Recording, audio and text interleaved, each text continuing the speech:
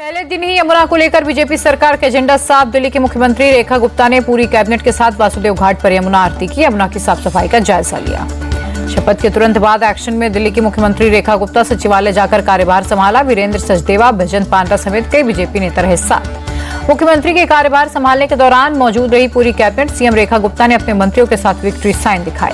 कार्यभार संभालने के बाद मुख्यमंत्री रेखा गुप्ता बोली, विकसित दिल्ली के मिशन को पूरा करेंगे, सरकार का एक दिन भी व्यर्थ नहीं जाएगा। मीडिया से बातचीत में मुख्यमंत्री ने कहा, दिल्ली से किया गया एक एक वादा पूरा करेंगे। सीएम हाउस के दरवाजे सभी के लिए हमेशा खुले। दिल्ली में 27 साल के बाद बीजेपी की वापसी पर कार्यकर्ताओं में जश्न। पार्टी ऑफिस के बाहर पटाखे फोड़कर नेताओं ने बनाई खुशियां। दिल्ली के मंत्री मनजिंदर सिरसा बोले, आपने जो गंदगी फैलाई उसे साफ करेंगे, जो जिम्मेदारी मिली उस पर खरा उतरने की कोशिश करूंगा।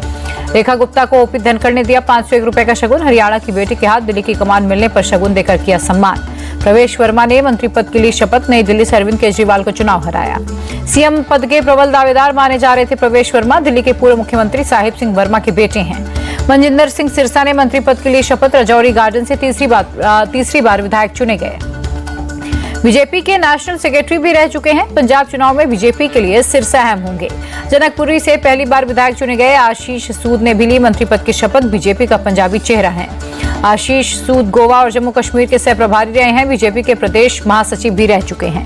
कपिल मिश्रा ने भी दिल्ली सरकार में ली मंत्री पद की शपथ। बीजेपी का कट्टर हिंदुत्ववादी चेहरा है कपिल मिश्रा। केजरीवाल सरकार में मंत्री रह चुके हैं कपिल मिश्रा। करावल नगर से दूसरी बार विधायक चुने गए।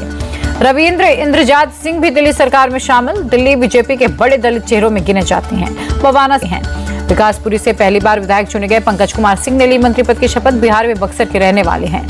दिल्ली में पूर्वांचली कोटे से मंत्री का पद मिला। विधायक बनने से पहले पार्षद थे पंकज कुमार। इनके पिता दिल्ली में एमसीडी के कमिश्नर रह चुके हैं। पीएम मोदी के मंच पर आते ही जनता ने मोदी मोदी के नारे लगाए। पीएम ने हाथ जोड़कर जनता का अभिवादन स्वीकार किया। पीएम मोदी ने मंच पर मौजूद नेताओं से मुलाकात की। आंध्र प्रदेश के CM Chandrababu Naidu, deputy CM Pawan Kalyan से पूछा हालचाल। शपथ से ठीक पहले रामलीला मैदान में रेखा गुप्ता, प्रवेश वर्मा की मुलाकात। दोनों नेताओं ने एक दूसरे को दी बधाई।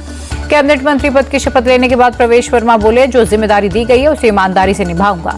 शपथ लेने के बाद बोले, दिल्ली सरकार में मंत्री कपिल मिश्रा प्रधानमंत्री नरेंद्र मोदी के विजन को पूरा करेंगे।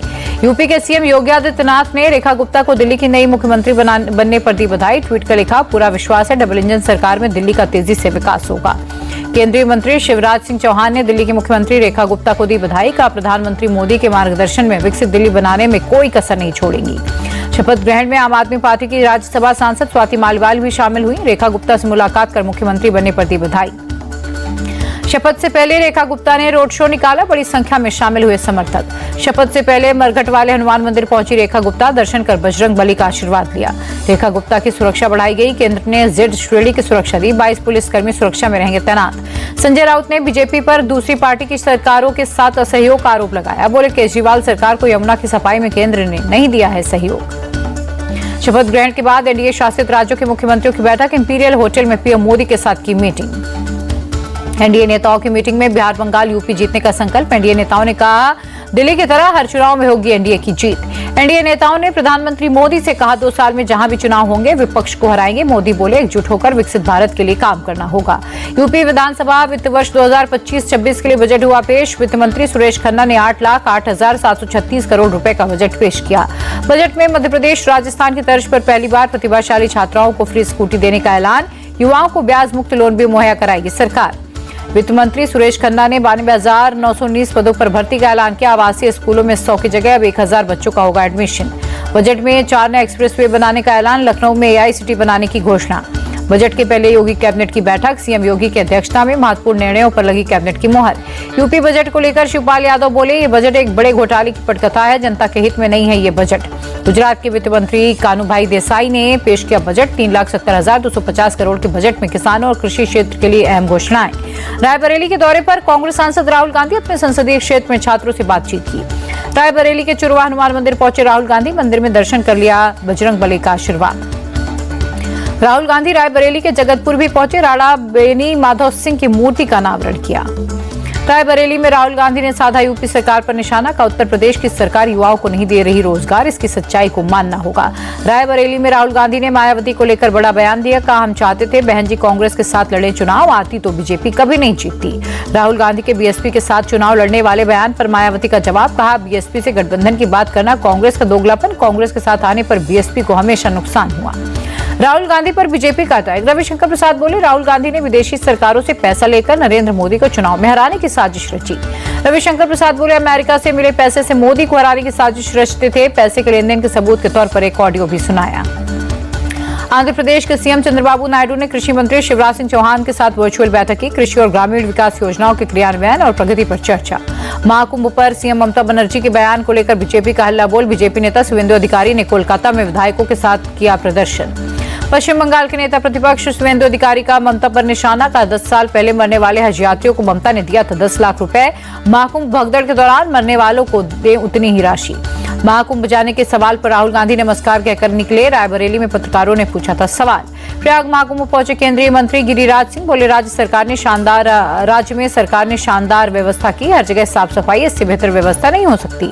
महाराष्ट्र के सांसद और डिप्टी सीएम एकनाथ शिंदे के बेटे श्रीकांत शिंदे पहुंचे प्रयागराज, पार्टी के कई नेताओं के साथ पवित्र संगम में लगाई डुबकी। बीजेपी नेता राम माधव प्रयागराज पहुंचे, बोले भारत की आध्यात्मिक परंपरा पुनर्जीवित, दुनिया भर से आ रहे श्रद्धालु। स्वामी चिदानंद सरस्वती का बयान, 50 करोड़ से ज्यादा श्रद्धालुओं ने लगाई डुबकी, प्रयागराज में हो रहा सनातन का सबसे बड़ा पर्व। महाकुंभ में श्रद्धालुओं का आना लगातार जारी, सुबह से बड़ी संख्या में स्नान के लिए आते दिखे लोग। बिहार के गया में प्रयागराज जाने वालों को भारी भीड़ का सामना करना पड़ रहा है, प्रशासन के पुख्ता व्यवस्था के बावजूद ट्रेन में चढ़ने को लेकर दिखी अव्यवस्था। संगम क्षेत्र में नाव से पेट्रोलिंग कर रही है पुलिस और एसडीआरएफ की टीम, लोगों से सावधानी बरतने की अपील। संगम में जल की गुणवत्ता को लेकर साइंटिस्ट अजय कुमार का बयान, पानी की क्वालिटी खराब होती तो लाखों लोग बीमार होते। देहरादून में आपदा राहत और बचाव उपकरण ले जाने वाले वाहनों को हरी झंडी, सीएम कैंप कार्यालय परिसर से सीएम धामी ने किया रवाना। नोएडा सेक्टर 122 के टेंट गोदाम में आग, मौके पर पहुंची फायर ब्रिगेड ने पाया काबू। अजमेर में नाबालिग बच्चियों से ब्लैकमेल मामले में प्रशासन का एक्शन, रोड पर बने अवैध कैफे को बुलडोजर से किया गया ध्वस्त। अरुणाचल प्रदेश और मिजोरम का स्थापना दिवस आज 1987 में आज ही के दिन पूर्ण राज्य का मिला था दर्जा।